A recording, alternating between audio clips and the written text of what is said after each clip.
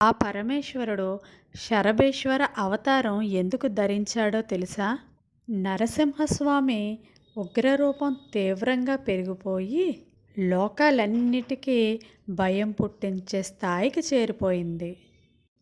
దేవలోకంలో ఉన్న దేవతలందరూ ఆ మహాశివుడి దగ్గరకు వచ్చి శరణు వేడారు. ఆ మహాశివుడు సగం సింహంగాను, సగం పక్షిగాను, 8,000 కోట్ల రెక్కలు, పదునైన గోళ్ళు, ఎంతో శక్తివంతమైన రూపంగా మారి ఒక్కసారిగా నరసింహస్వామి ఉగ్రరూపంలోకి ప్రవేశిస్తాడు.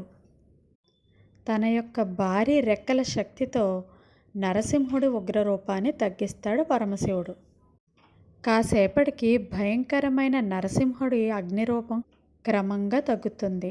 తరువాత నరసింహుడి భయంకరమైన గర్జనలు కూడా తగ్గి అగ్ని వెలుగులు పూర్తిగా మసకబారిపోతాయి. ఈ విధంగా ఆ మహాశివుడు నరసింహస్వామి ఉగ్రరూపాన్ని తగ్గిస్తాడు. మీకు నరసింహస్వామి అంటే ఇష్టం ఉంటే ప్లీజ్ లైక్ చేయండి. Thank you.